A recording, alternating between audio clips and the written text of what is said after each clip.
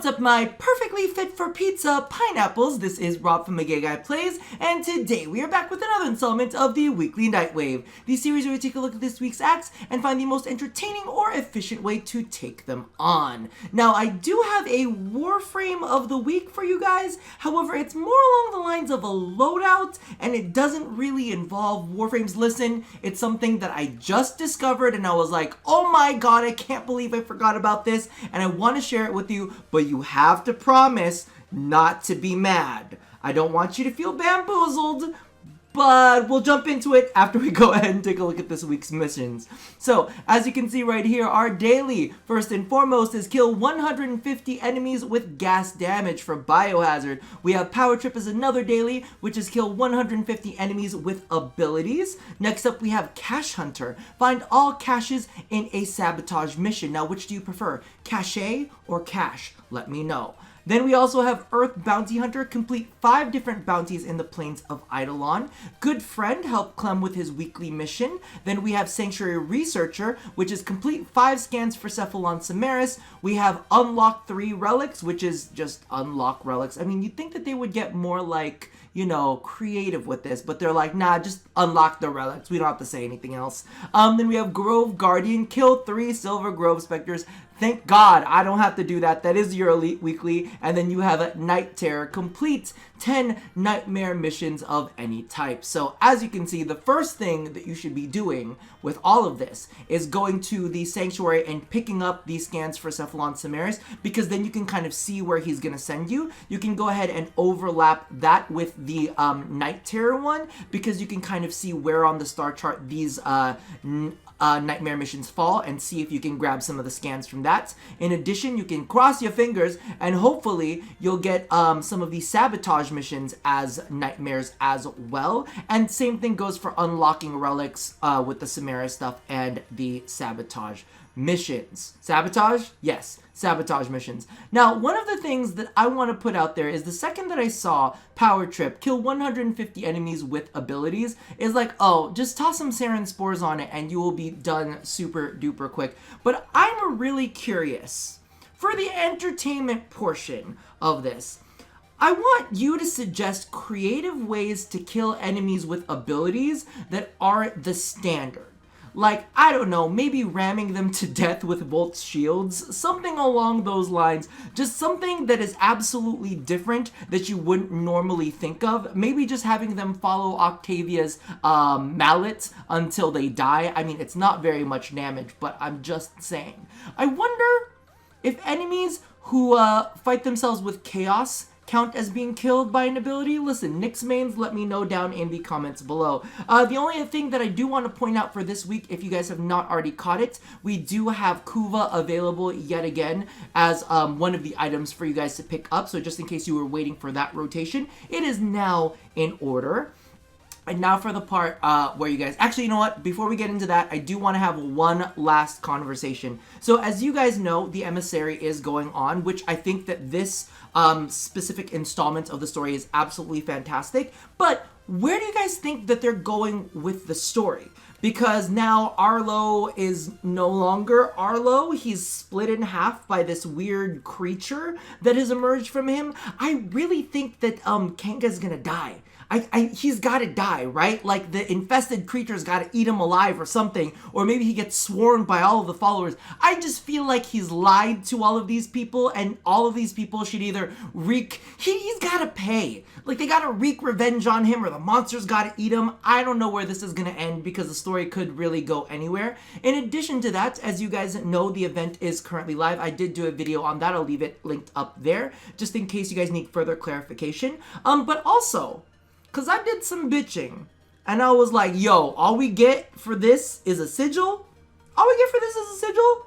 Do you think DE's got something hiding up their sleeves? Maybe the next part of the event is even bigger, and we get our hands on a cool weapon or something? Toss all of those feelings down in the comments below, because I'm very curious as to where we're going to end up with this. And I think that... just out of OCD-ness, maybe I need to go ahead and push this up to rank 35, because 35, 15, 35, that feels about right. Does that drive you crazy too? I don't know. Now, as you can see, for our Warframe of the week, it's not Loki. It's not even a Warframe. Actually, oh my god, you're gonna get mad at me. It's an Archwing. It's an Archwing. It's an Archwing loadout. Okay, listen, I was on my live stream and somebody wanted to go farm Endo, and I was like, all right, fine, we can farm Endo. I've got Endo coming out of my ears, but listen, we can farm Endo if we can farm it in Archwing. One of my favorite spots that I used to farm Endo in is Kalis Uranus, which is the interception. As you guys know, I love me a good interception mission. Love it, love it, love it. So I was like, let's go and do it. So what I actually really enjoyed using, again, is of course the God Archwing Amisha. Like literally just grant people invulnerability. You're like, oh, hi, I'm Amisha. I'm like Revenant, but even less killable. So you could just go ahead and toss all of the unkillability using Watchful Swarm. Then of course you have Benevolent Decoy, which you could just toss on all of the different nodes to keep everybody healed. Vengeful Rush just lets you get all of your energy when enemies are attacking you. And then if you're being overswarmed, you can use Warding Grace, which is, look at this, it's a 77% slow, at least with my current build, out in Archwing. So it really helps enemies like slow down, and you can kind of filter through all of the enemies that take you on. If you guys have not experienced the Amisha, really, what are you doing with your lives? You got, I know everybody loves the It's All. Don't give a shit. Like, no, I lied. I love the It's All. But compared to the It's All, the Amisha is literally the goddess of all of the Archwings. And I do need to point out that DE did state, I think it was specifically Scott, said that there would be some pretty jarring balance passes coming out with the Archwings whenever they release Empyrean. So I highly suggest you experience the Amisha in its prime before they give it prime. Now, I'm gonna be honest with you, this is just the build that I use. I don't even know if it's a full build. I've never looked at this build, but I've never ever needed anything else on it. It does look like it uses one Forma, which shouldn't be too crazy, but that's the setup that I have for it already. Whether it's right or wrong, let's be real, Archwing is not that difficult. In fact, most of Archwing is not, or most of Warframe isn't that difficult. But just in case you are curious about the setup, the next thing. This is really the star of the show, okay? This is the star, just letting you know, the Singus. I was actually talking about it during the live stream, and a lot of people were asking, oh, what is your favorite weapon, you know, and usually a lot of people who maybe, I don't want to say are newer to like Archwing or anything, but they love the Fluctus. The Fluctus has that wide cleaving kind of like Exalted Blade waves, but it's horizontal. And then they also have the Grappler, which is this kind of like big explosive thing. That's fine.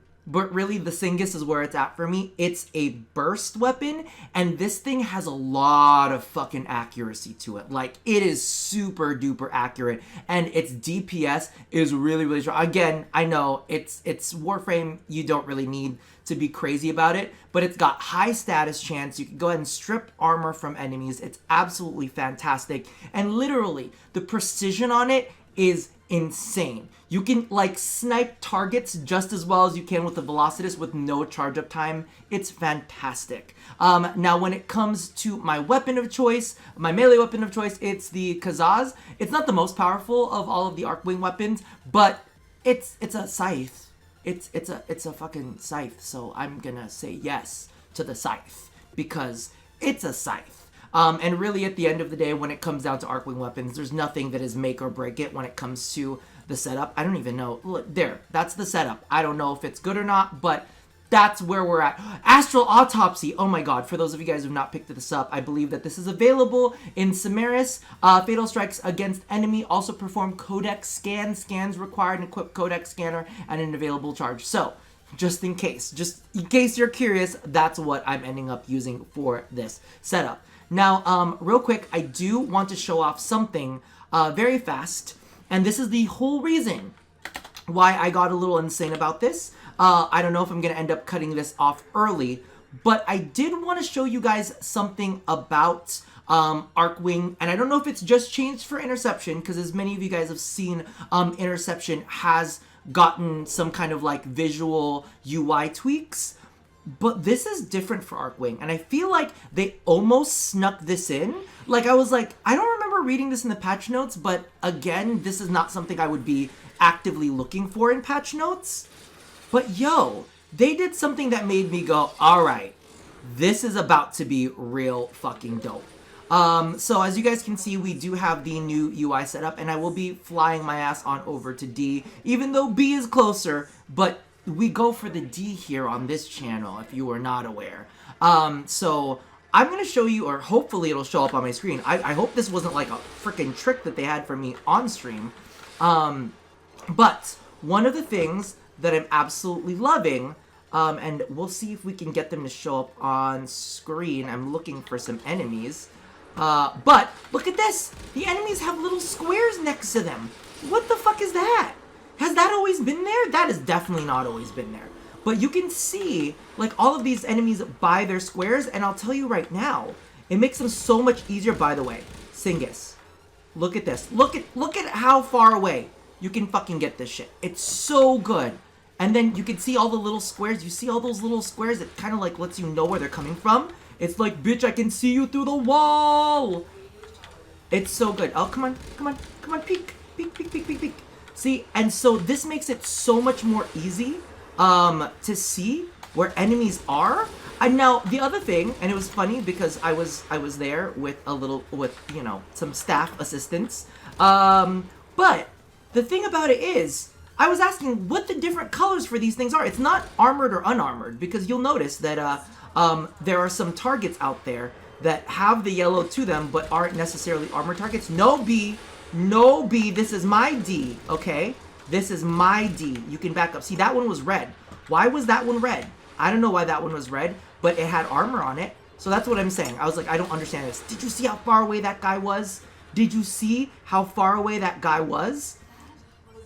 So let's go ahead and grab this last one real quick. But as you can see, number one, Singus, just doing all the work. And hold on, let's see if we can spot any of them moving. Oh, they're going for my D. I can't let them do it. I can't let them do it. I can't let them do it. I can't let them have the D. No, the D is mine. Oh, I need some punch through. I need to be able to get through walls. Got you. Okay, back to the B. But yeah, so as you can see, oh wait, they're still there. They're still there. Do I have to give up the D? I don't want to give up my D. But yeah, so basically this is kind of like the thing that I wanted to point out. For those of you guys who have not played Archwing in quite some time, who have not checked out everything that's going on, definitely go ahead and take a look at it, because, wait, oh wait, no, did we win? Okay, maybe I should just quit out. No, we'll stay here. We'll guard the D. The D is very important. So while we're here, let's go ahead and take a look at the Amisha's abilities real quick. So the first one is Warding Grace. As you can see right there, I actually have all of these numbers like down at the bottom screen. That's how many little warding bits that I have going on for me. So that basically means that I can absorb that many hits. It's not a amount of damage kind of thing like Revenant is. It's just how many hits you get. Now I'm gonna go ahead and toss down Warding Decoy, or what is it called? It's something Decoy. It's whatever decoy it is. That one will actually absorb enemy bullets. It'll actually suck it into mill. See how it's like sucking? It's doing all the sucking. And it basically converts that damage into health. This guy's shielding. He's an asshole. So that's what that is. And let's go ahead and slow all of these guys down. And you'll notice they just kind of end up coming to a little bit of a creep. And then the ultimate, I had to actually take off my number 1 ability because of the fact that you have to take damage. Basically, the number 1 ability is like Hunter's Adrenaline for your Warframe. But during a part of the portion, you're just invincible. You can see it up in the top corner. So I think that I'm just going to go ahead and leave it here because I don't want this to drone on and I still have more time left in the mission. And I'm furiously guarding my D. So I want to go ahead and leave this up to you guys. Make sure you go ahead and check out Archwing. And I think that right now, it's a good time to go ahead and kind of get your weapons leveled. If you guys have any favorite weapons, aside from the Fluctus, and the Grappler, because everybody loves that. Any of the other weapons, let me know down in the comments below. Share your faves, because I think that this is some nice little downtime. You are going to end up using your Archwing in, what do you call this? In Railjack anyway. So you might as well kind of like go ahead and knock them out in the downtime. Like, I'm just trying to look at this downtime as positively as we possibly can. We know it's pretty shit.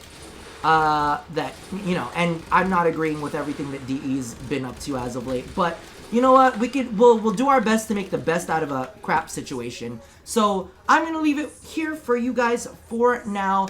Toss all of your feelings down below. Definitely go ahead and check out the Amisha if you haven't already, as well as the rest of my loadout. See, look, getting ourselves some endo for anybody who wants to do a little bit of endo farming. So I'm gonna leave that for you guys, and as always, love somebody, hurt nobody, and touch your body. And don't be mad at me. Don't be mad.